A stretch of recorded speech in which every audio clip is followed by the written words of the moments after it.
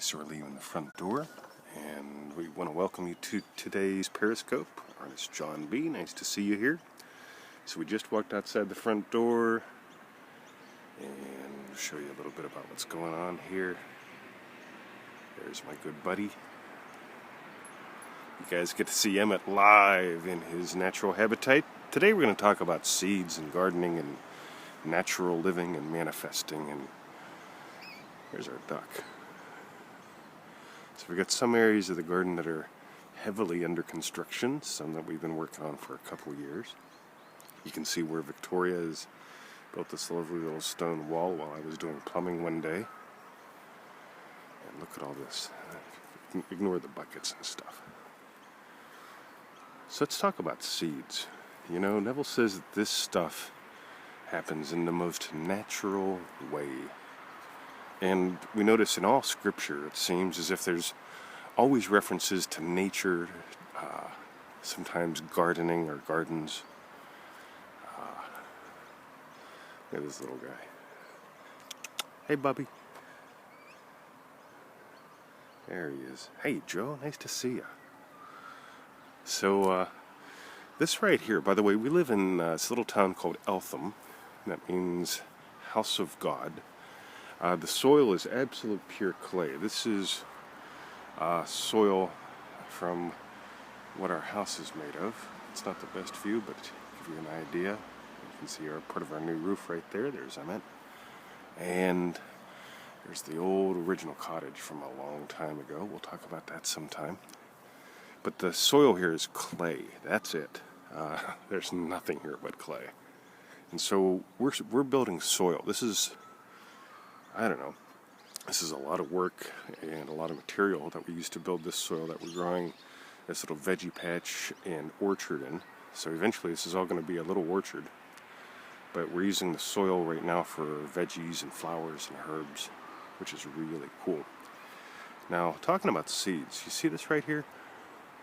That is probably 2 tobacco plants. Tobacco seed, you know, in the Bible that everyone reads, they talk about having the faith of a mustard seed. And let me tell you something, a mustard seed is huge compared to a tobacco seed. A tobacco seed is almost like a grain of dust.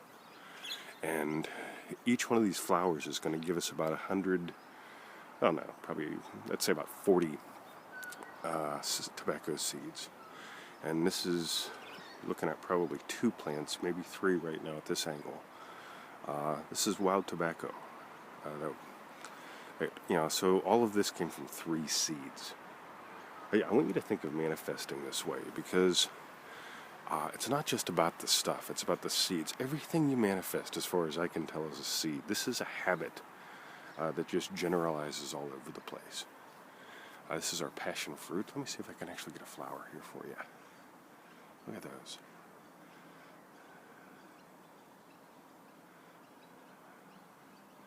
Wow. Yeah, wow is right. So there he is, little man.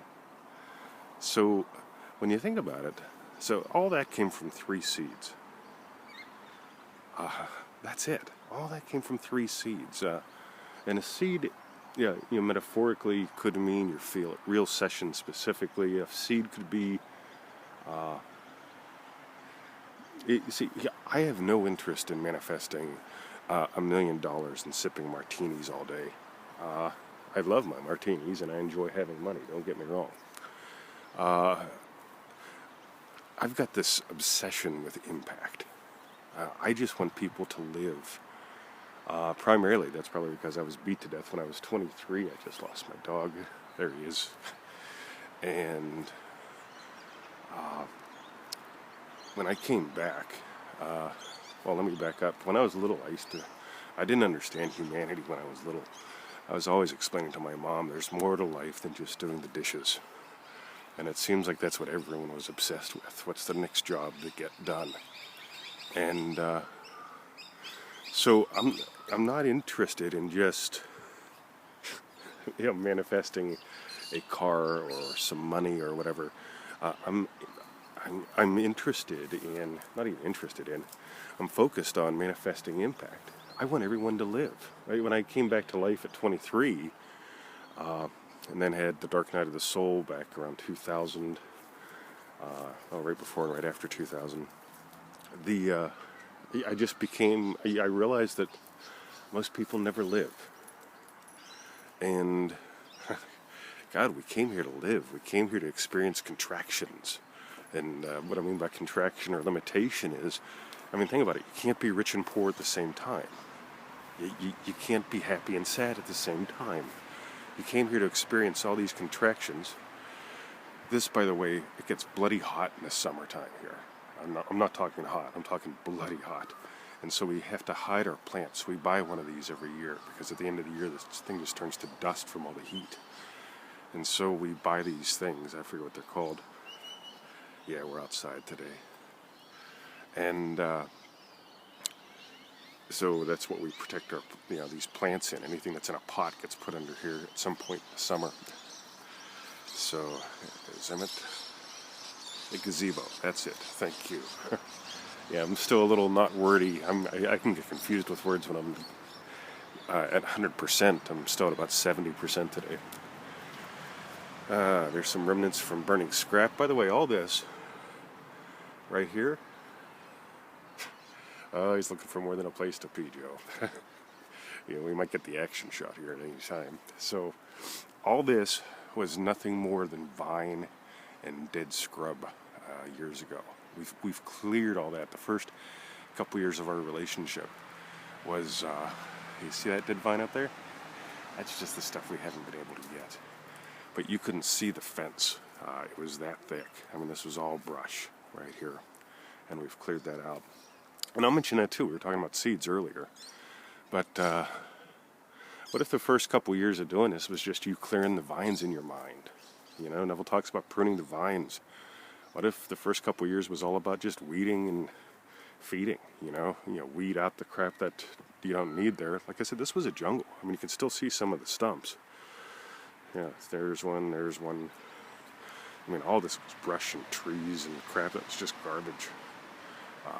We spent years burning them. There's the last burn pile.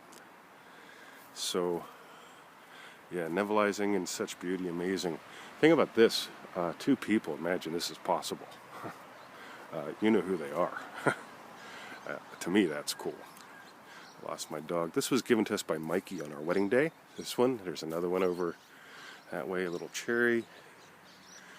But I love Mikey. Mikey found me. Mikey found me and brought me here. Yeah, talk about cool. Then I met Victoria and that was it. So, and there's my sit spot.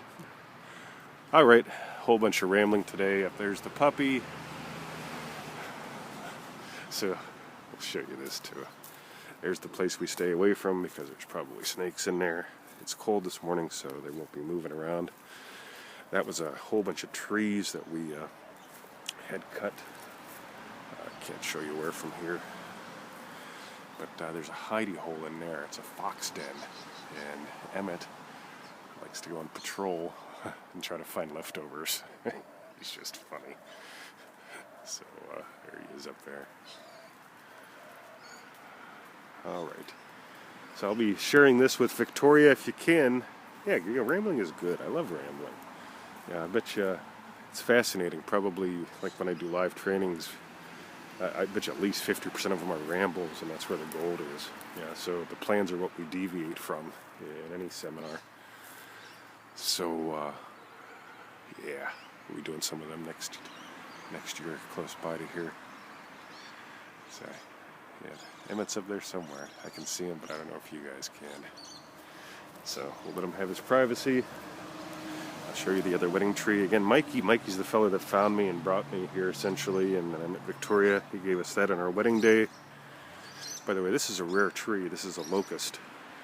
These are so popular. Victoria loves these rare collectible trees in Australia, and they happen to be all the ones that I grew up with in Pennsylvania. So, literally, she's been envisioning a garden which has all the plants that I grew up with in it. There's another one. Here's the other wedding tree. This is a cute little cherry.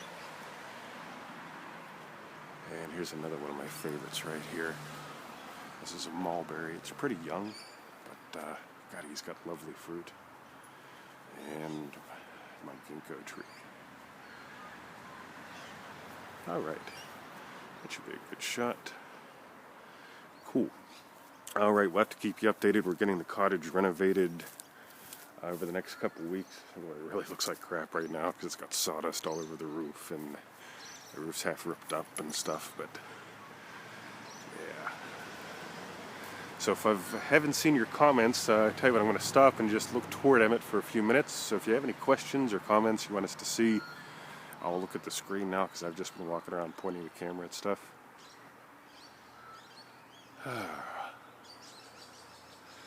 If you enjoyed the show, give us a bunch of hearts so we can see if we want to do this kind of show again.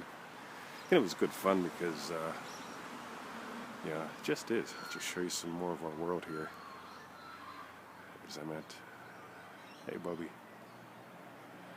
And this is on the 4G network of Amy Sim. This is not on the Wi-Fi. That's probably why it's a little spotty. There's Emmett trying to get in the hidey hole. Emmett! You don't want to go in there. That's not your house, pal. God, he's funny. Alright, and here's my sit spot. This is where I come every morning for 15 to 30 minutes. And just, yeah, do my homework.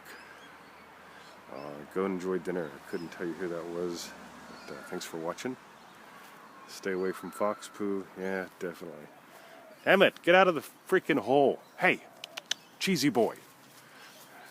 Oh, there he is. Look at that cheesy boy. All right, we'll sign off with Emmett. Have a wonderful day, folks. Love ya. See ya. Is it a